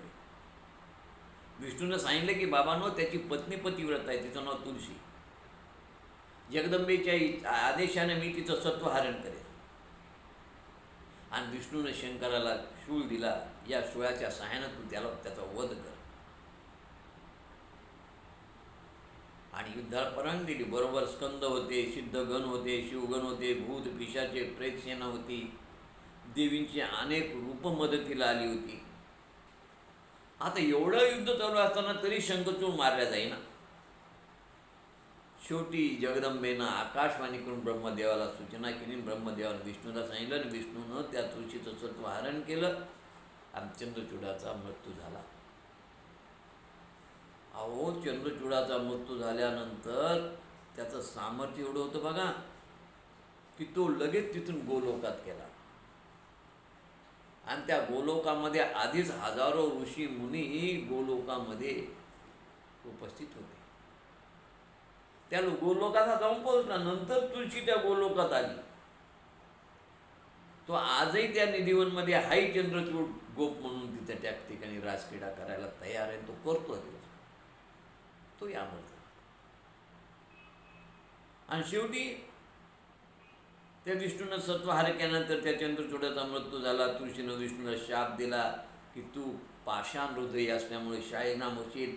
मग याला त्या गंडकी नदीच्या किनाऱ्यावर नेपाळ इथे शाळीग्राम व्हावं लागलं विष्णू परमात्मा. आजही शाळीग्रामाचे सगळे जे ते त्या गंडकी नदीतच त्या पर्वतातून निर्माण झालेले शाळीग्राम पाहायला मिळतात.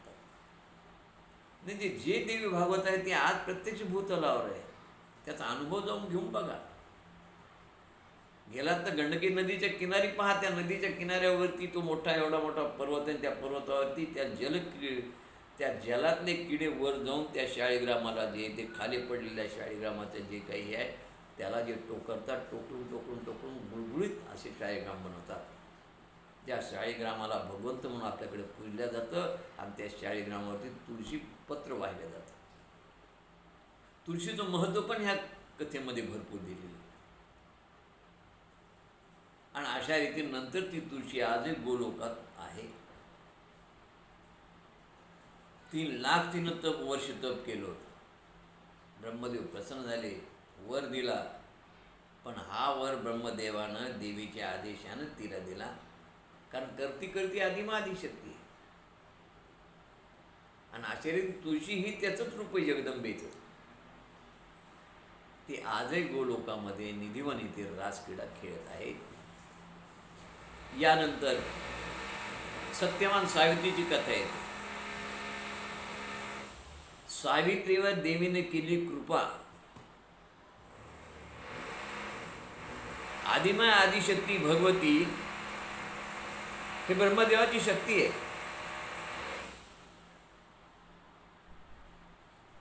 सावित्री हिची पूजा भारतवर्षामध्ये प्रथम ज्या राजाने केली त्याचं नाव अश्वपती. त्याची पत्नी मालती हिने ही पूजा केली. संतती प्राप्तीसाठी त्यांनी हे सगळं केलं, पण देवी प्रसन्न झालेली नाही. नंतर अश्वपती स्वतः पुष्कर तीर्थावर गेला आणि त्या ठिकाणी त्याने 100 वर्ष सावित्रीची आराधना केली. तेव्हा आकाशवाणी झाली की हे राजा, तू 10 लाख जप गायत्रीचा कर आणि गायत्री कृपेनं तुला जगदंबा होईल, तिचं नाव तू सावित्री ठेव. पराशर मुनीच्या मार्गदर्शनाखाली या अश्वपती राजानं जप केला आणि सावित्री माता प्रसन्न झाली, गायत्री माता प्रसन्न झाली आणि तिनं अश्वपती राजाकडे सावित्री म्हणून जन्म घेतला. सावित्रीचीच कृपा असल्यामुळे, सावित्री रूपात ती जन्माला आल्यामुळे तिचं नावही सावित्री ठेवलं. तिचा विवाह दुमतसेन याचा पुत्र सत्यवान यासोबत झाला. पुढे या दुमतसेनावरती शत्रूच्या राजाने हल्ला केला. हे सगळं भविष्य तिला माहीत होतं बरं, पण तरी तिनं जे प्रारब्धात असेल ते घडेल म्हणून तिनं सत्यवानाशी विवाह करायचा निश्चित केला. पुढे तिला जे भविष्य कळलं त्या भविष्याप्रमाणेच घडलं. दुमतसेनावर शत्रूने हल्ला केला, त्यात त्याचा पराजय झाला, राज्य गेलं आणि राजा सत्यवानासह सावित्रीसह तो दुमतसेन जंगलात येऊन राहू लागला. एक दिवस सत्यवान वनात लाकड तोडण्यासाठी गेला असता सावित्रीबरोबर गेला आणि तो झाडावरून खाली पडला आणि त्याचा प्राण गेला.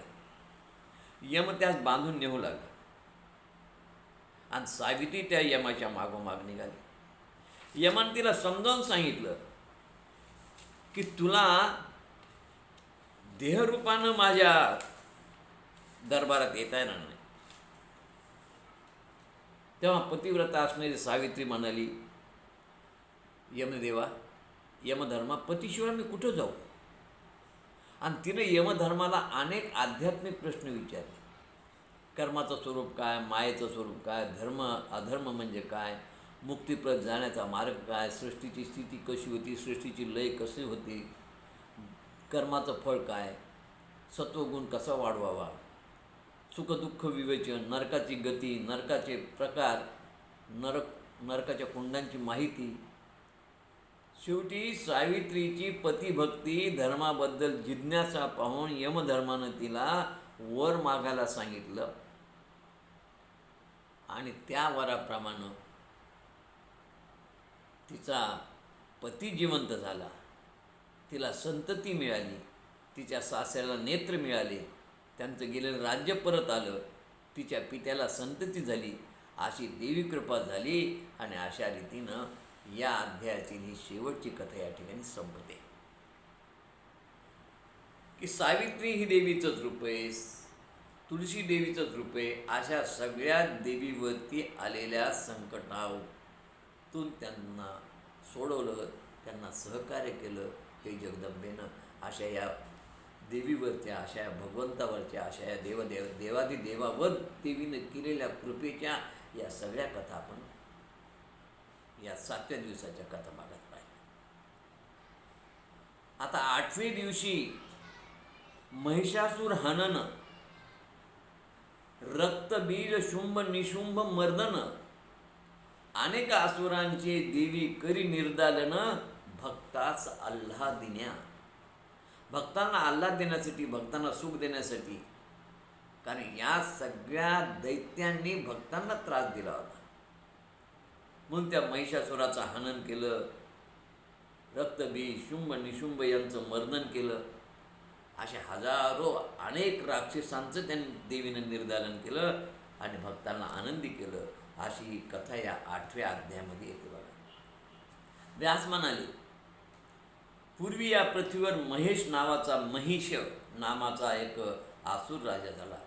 मेरू पर्वतावर जाऊन त्यानं 10,000 वर्षे तपश्चर्या केली. ब्रह्मदेवाला प्रसन्न करून घेतलं आणि ब्रह्मदेवाला अमर कर म्हणून वर मागितला.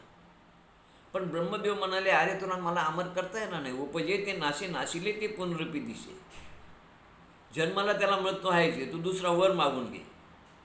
तेव्हा तो म्हणाला, मला आसूर, यक्ष, गंधर्व, किन्नर, मनुष्य यापासून मृत्यू नको. कोणतीही सामान्य स्त्री माझा वध करू शकत नाही, असा मला वर दे. स्त्रीकडून माझा वध होऊ नये. ब्रह्मदेव म्हणाले, तथाच. म्हणजे माझ्याकडनं जो वध व्हायचा तर मला फक्त स्त्रीकडूनच वध व्हावा ही माझी अपेक्षा आहे. कारण मला माहिती आहे सामान्य कोणती स्त्री माझा वध करू शकणार नाही. यासाठी हे आसुर, यक्ष, गंधर्व, किन्नर, मनुष्य यापासून माझा वध होऊ नये. झाला तर स्त्रीपासून चालेल. ब्रह्मदेव म्हणजे तथाच. जन्मेजय राजाला व्यास म्हणाले, राजा, फार वर्षापूर्वी धनु नावाचा एक दानव होऊन गेला. त्याला 2 पुत्र होते. एकाचं नाव रंभन, दुसऱ्याचं करंभ. हे दोघांनी पुत्रिक होते. संततीसाठी त्याने तपश्चर्या केली. करंबनं 5 नद्याच्या जलपात्रात पंचगंगेत तप केलं, तर या रंभनं वटवृक्षाखाली अग्नीमध्ये तपश्चर्या केली. इंद्रानं मगरूपान येऊन पाण्यात येऊन त्या करंबाचा वध केला. आता रंभाला वाईट वाटलं. त्यानं अग्नीमध्ये प्राण द्यायचा विचार केला. पण अग्नी प्रसन्न झाला आणि तो रंभाला म्हणाला, तू प्राण देऊ नको. तू काळजी करू नको. तुला पराक्रमी असा पुत्र प्राप्त होईल, जो अजिंक्य राहील आणि त्रैलोक्यावर विजय मिळवेल. मग त्याप्रमाणे त्यानं प्राण दिला नाही. पण त्याला सांगितलं की तुझं एखाद्या तरुण स्त्रीवर, मादीवर, तरुण जीवावर मन गेलं की त्या जीवापासून तुला पुत्र प्राप्त होईल. आणि अशा रीतीनं या रंभचं मन एका तरुण स्त्री म्हशीवर गेलं आणि त्याचा तिच्याबरोबर तो राहू लागला. त्या समागमातून त्याला एक पुत्र झाला. तर त्या समागमात तो तिच्याबरोबर राहत असताना एक टोणगा म्हैस, रेडा त्या म्हशीच्या मागे लागला. रंभाने त्याचा विरोध केला. त्या महिषानं, त्या टोणग्यानं रंभाच्या पोटामध्ये शिंग खुपसून त्याला ठार केलं. मग यक्षवस्तीतील यक्षांनी त्या रंभाला अग्नी दिला. त्या अग्नीमध्ये या म्हशीनं प्रवेश केला. या म्हशीपासून एक महिषासूर जन्माला आला आणि रंभपासून रक्तबीज जन्माला आला. अशा रीतीने त्या अग्नीतून 2 राक्षस प्रकट झाले. पुढे महापराक्रमी महिषासूर पाताळात राजा झाला. त्यानं भूलोक जिंकून स्वर्गावरही राज्य मिळवलं. इंद्रावर त्याने हल्ला केला. इंद्र आणि देव हारले.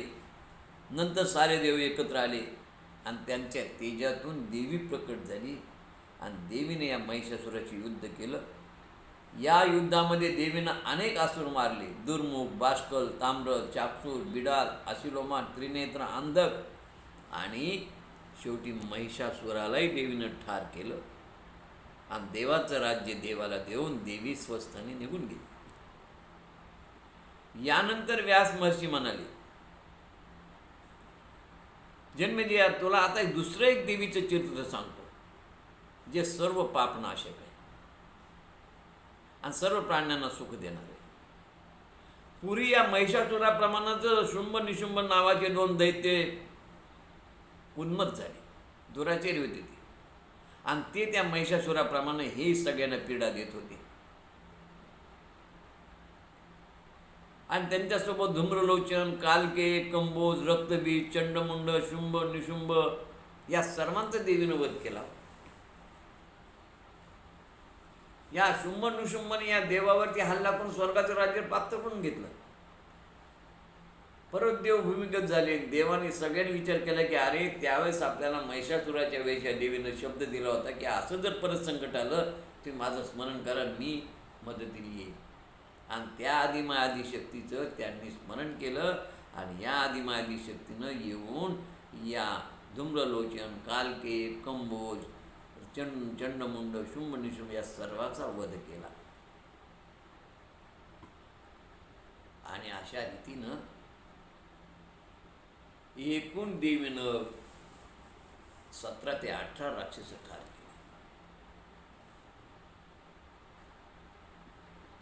यानंतर जन्मेजयाने व्यास यांना दुर्गा आणि शाकंभरी हे देवीचं नाव कसं पडलं हे सांगितलं. देवीने दुर्गम दैत्याचा वध केला हे चरित्र त्यांनी सविस्तर सांगितलं. हिरण्यकशिपूच्या वंशामध्ये रुरुर नावाचा राजा झाला. त्या रुरुरचा पुत्र हा दुर्गम, काही ठिकाणी त्याचं नाव दुर्ग पण आहे, दुर्गा असो तोच दुर्गम. त्याने ब्रह्मदेवाची तपश्चर्या करून वेद मागून घेतले आणि ब्रह्मदेवाने त्याला वेद दिले. त्याला वेदाचं ज्ञान झाल्याबरोबर ऋषी मुनी ब्राह्मण ज्यांची खरी संपत्ती वेद आहे ते सगळे वेद विसरले, मंत्र विसरले, ते दरिद्री झाले. त्यांनी त्यांचं नित्यकर्म सोडलं, उपासना सोडली, साधना सोडली, होम हवन सोडलं, अनुष्ठाने बंद झाली. आणि मग या दुर्गदैत्यानं वेद प्राप्त झाल्यानंतर या सगळ्या विप्रांती ऋषीमुनींची हलाखीची परिस्थिती झाली आणि त्यानं स्वर्गावर स्वारी केली. देव ते निर्मत झाले होते, निश्चित झाले होते. दुर्गमाशी युद्ध न करता त्यांनी स्वर्ग सोडून दिला आणि वनात पळून गेले देव. भूतलावरचं वातावरण बदललं, कारण मंत्र नाही, यंत्र नाही, याग नाही, सगळा म्हणजे आचरण बिघडले सर्वांचे. आणि आचरण बिघडल्यामुळे कुठे पाऊस नाही, पीक नाही, सगळीकडे कोरडा दुष्काळ पडला, लोक उपाशी मरू लागले. असा 100 वर्षाचा काळ गेला. त्यामुळे पृथ्वीवर मोठा अनर्थ झाला. सर्वजण वेद मंत्र जप जापे विसरले आणि मग सगळ्यांनी येऊन जगदंबेच्या नामाचा मंत्रोच्चार केला. म्हणाले, देवी आम्हाला मंत्रतंत्र आम्ही सगळं विसरलो, आम्ही मूढ आहोत, तू कृपा कर. आम्ही चुकलो माते, पण तू चुकू नको. आम्ही चुकलो जरी तरी काही, तू चुकू नको अंबाबाई. सर्वांच्या अंतर्यामी असणाऱ्या ह्या पार्वती देवीनं असंख्य नेत्राने युक्त असं दर्शन त्यांना दिलं. तिला शत अक्ष होती. अक्ष म्हणजे डोळे, आणि म्हणून तिचं नाव शताक्षी देवी पडलं. हजारो डोळ्यांनी तिला या लोकांनी पाहिलं आणि त्या हजारो डोळ्यातून जे म्हणताल पाण्याचा वर्षाव सुरू झाला. जगाच्या पालनकर्त्या या देवीनं आपल्या अनंत नेत्रातून जलधारा निर्माण केल्या, सगळीकडे जलवृष्टी केली. आणि ही जलवृष्टी सतत 9 दिवस चालू होती. त्यामुळे सगळा दुष्काळ नाहीसा झाला. सर्वत्र जल ही जलच झालं. सगळ्या नद्या दुथडी वाहू लागल्या, विहिरींना पाणी आलं, तलावांना पाणी आलं आणि सगळं वातावरण जलमय झालं. सगळं जग आनंदी झालं. दऱ्या खोऱ्यातील जनता बाहेर आली, जी अन्न पाण्या वाचून अनेक पशु पक्षी यांनी देह गमावले होते. सर्व देवादिकांनी जनसमुदायाने त्या देवीची स्तुती केली आणि तिच्या शताक्ष म्हणजे हजारो नेत्रामुळे तिचं नाव शताक्षी देवी पडलं. पाऊस झाला. आता लोकांनी बीज पेरली, परंतु बीजापासून वृक्ष फळ मिळायला कमीत कमी थोडाफार उशीर लागेल ना, 120 दिवस तरी लागतात म्हणे. तो पण भक्तांचं रक्षण कसं करावं, या जनतेचं, प्राण्यांचं, पशुपक्ष्याचं आबाळ होऊ नये याचा जगदंबेनं विचार केला. आणि त्यासाठी तिनं आपल्या हाताने फळं फुलं हिरवी भाजी पाला उत्पन्न करून दिला. सर्वांनी तिचा जय जयकार केला. तिनं सर्वांना शाक दिलं, व्हेजिटेबल दिल्या, शाक दिल्यामुळं, पालेभाज्या दिल्यामुळं तिचं नाव शाकंभरी देवी पडलं. अशा रीतीनं सर्व देव आणि देवीच्या सहकार्यामुळं आणि तिनं केलेल्या कृपेमुळं त्या देवीचा जय जयकार केला. हा जय जयकार त्या दुर्गम दैत्यानं ऐकला आणि त्यांनी देवावर हल्ला केला. देवानं वेढा दिला. देव देवीला परत शरण आली आणि देवीने एक सुरक्षा कवच निर्माण करून त्या ऋषी मुनींचं रक्षण करण्यासाठी ते सुरक्षा कवच फेकलं आणि देवीनं स्वतः यांचं संरक्षण करून त्या दुर्गमाशी युद्ध केलं. देवीनं तो दुर्गम ठार केला आणि देवांना, देवांची, ऋषी मुनींना त्यांची वेदविद्या दिली, मंत्रशक्ती परत प्राप्त करून दिली. हा दुर्गम दैत्य ठार केल्यामुळं तिचं नाव दुर्गा पडलं. या जगदंबेला दुर्गा, शताक्षी आणि शाकंभरी म्हणतात. ही जगदंबा म्हणजे तुमच्या आमच्यामध्ये असणारं स्फुरण आहे, शक्ती आहे. ती शक्ती नसेल तर संपलं, काही होत नाही. म्हणून व्यास म्हणाले जन्मेजया तुला मी सोमवंश सूर्यवंशातील पृथ्वीवरील अजून एक कथा सांगतो. पराशक्तीची उपासना करणाऱ्या सगळ्या राजाचे चरित्र मी तुला सांगितलं.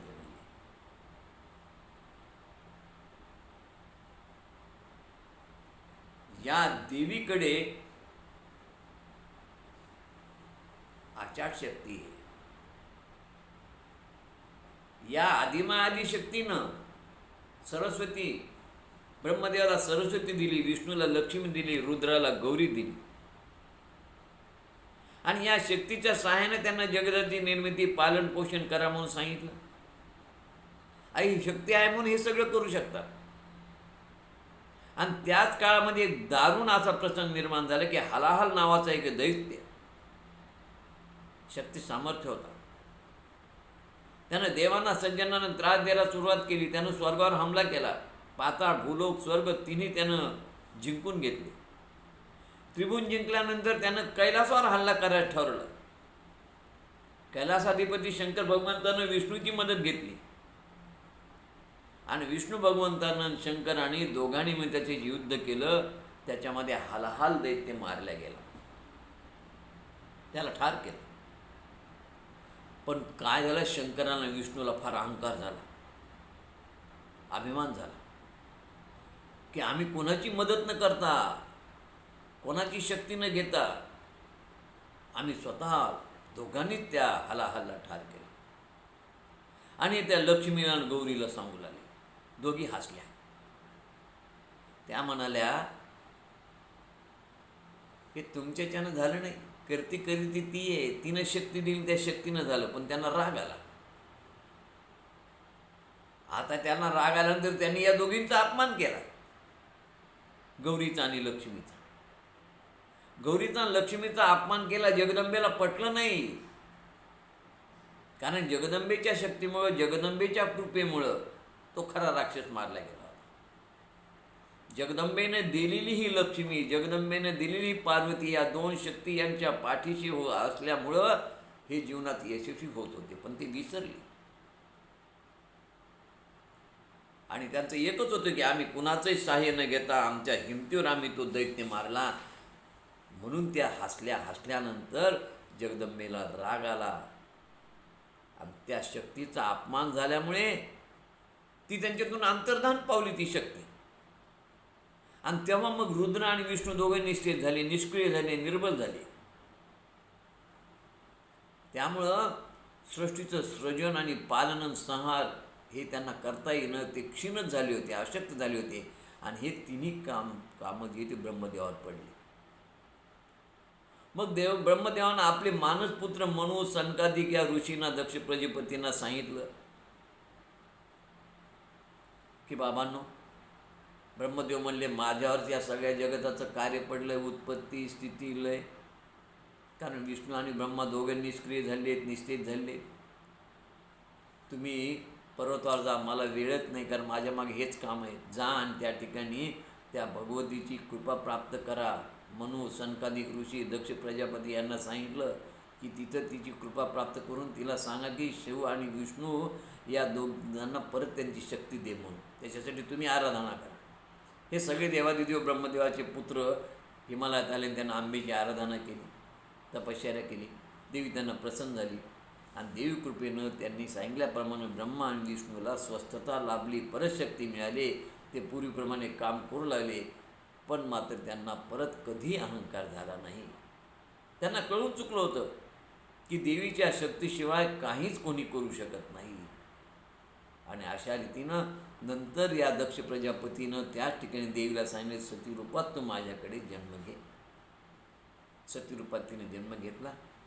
पुढे दक्ष प्रजापतीला दुर्बुद्धी झाली आणि त्यातून सतीनं देहत्याग केला आणि 108 पीठ निर्माण झाले. तीही कथा आपण पाहिलेली आहे. यानंतर देवीनं जसा हरिहराचा अहंकार नष्ट केला, तसा या देवीने अग्नी, वायू, इंद्रियांचा अहंकार नाहीसा केला. या अग्नीला, वायूला फार आणि इंद्राला अहंकार झालेला होता. सारे विश्व जाळणाऱ्या अग्नीला या यक्षरूपी देवतेनं परीक्षा घेतली तर एक काडी चालता नाही आली. पर्वताचे ढीग इकडच्या तिकडे फेकणाऱ्या त्या वायूला यक्ष रूपातील देवीनं दिलेली एक काडी एका जागून हलवता नाही आली. त्यामुळं त्या यक्षाची, या अग्नीची, इंद्राचा, तिघांचाही अपमान झाला. आणि मग त्या जगदंबेनं येऊन त्या इंद्राला सांगितलं की मी अशक्य ते शक्य करू शकते. तुमचा गर्व नष्ट करण्यासाठी मी यक्ष रूपात येऊन तुमचा गर्व हरण केलं, लक्षात ठेवा. आणि अशा रीतीनं इंद्राला, अग्नीला आणि वायूला आपली चूक लक्षात आली. अशी ही जगदंबा माता ही शक्तिरूपानं तुमच्या आमच्या सर्वात आहे. या देवी सर्वभूतेषु शक्तिरूपेण संस्थिता. नमस्तस्यै नमस्तस्यै नमस्तस्यै नमो नमः. अशा रीतीनं या देवी भागवतामधला हा 12 स्कंद या ठिकाणी संपल्यानंतर 10 स्कंद संपल्यानंतर मग 11वा स्कंद आहे. ज्या स्कंदामध्ये रुद्रपुराण आहे, गायत्रीचं वर्णन आहे, चंडीचं आहे, मनसा देवीचं वर्णन आहे, भ्रमरा देवीचं वर्णन आहे, भस्म विलेपनाचं वर्णन आहे. आणि हे झाल्यानंतर मग जन्मेजयाची कथा आहे. त्यांचा आंबा यज्ञ आणि आंबा यज्ञानंतर हा कथाभाग संपतो. म्हणून 9व्या दिनी कळस अध्याय वर्णन जे आत्ता आपण केलं ते जन्मेजयाचा आंबा यज्ञ सांगून 9 दिवसाचा कथासार कथन केला.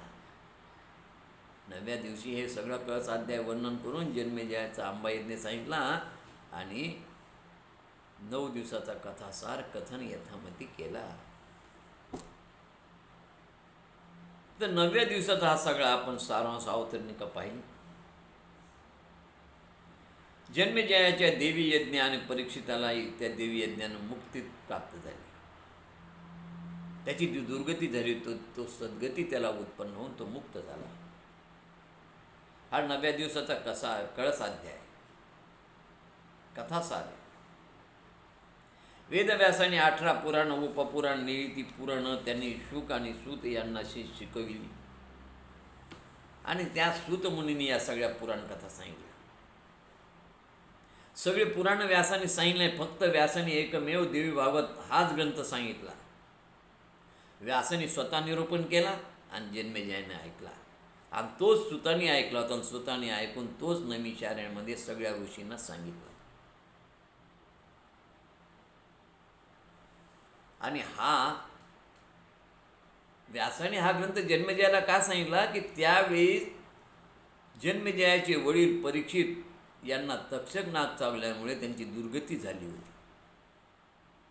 या दुर्गतीचं निवारण व्हावं यामुळे या ग्रंथाचं महात्म्य सांगण्यासाठी, हा ग्रंथ काय आहे सांगण्यासाठी व्यासाने जन्मेजयाला हा ग्रंथ सांगितला. आणि नंतर ब्रह्मदेव व्यासाला म्हणाले,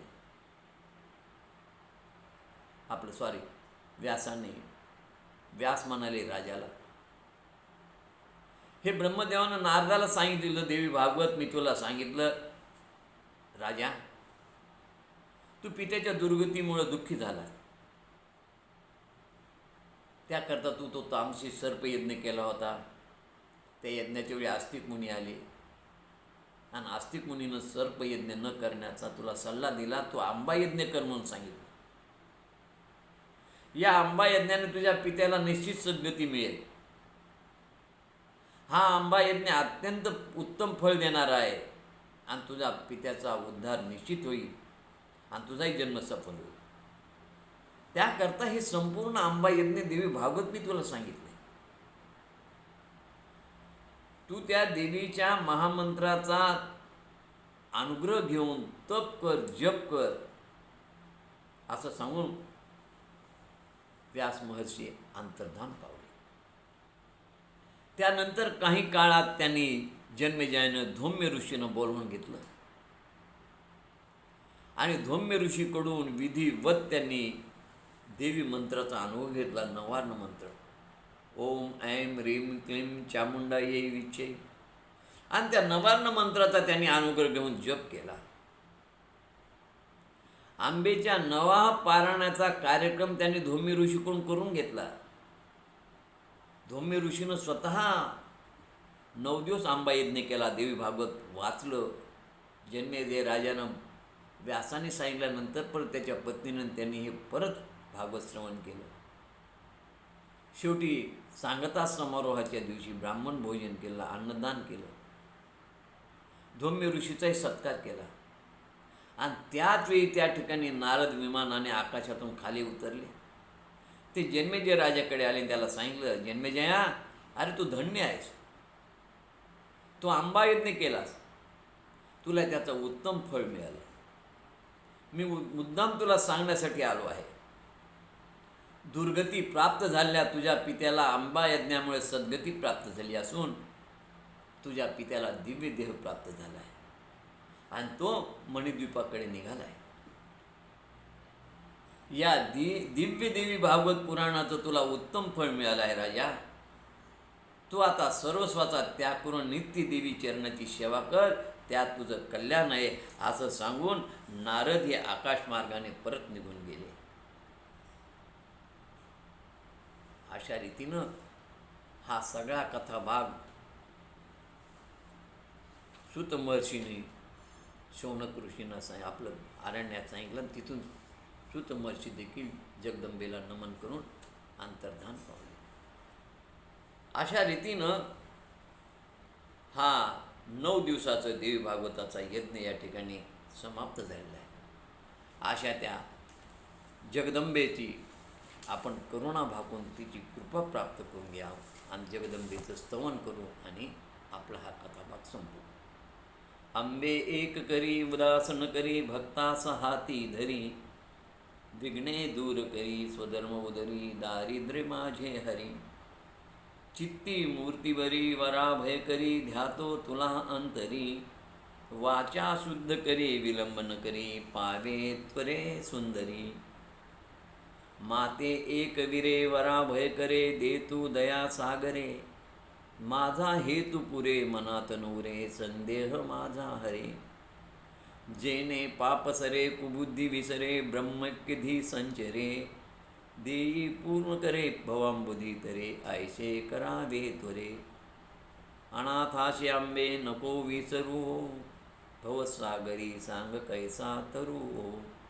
अन्यायी मी तुझे लेकरू, नको रे नुके दैन्य माझी करू. मुक्ता फले कुंकुम पाट लागे, संदेह तारा निकरे विवाती. श्री मूलपीठ चलचूडिकाया, तामे कबीरा शरणं प्रपद्ये. सखे दुखिताला नको दुखवो, दिना बालकाला नको मोकलू. विदा रक्षितो आपुल्या श्री भवानी, ही प्रार्थना ऐकून कैवल्यदानी. जय जगदंब जय जगदंब जय जगदंब.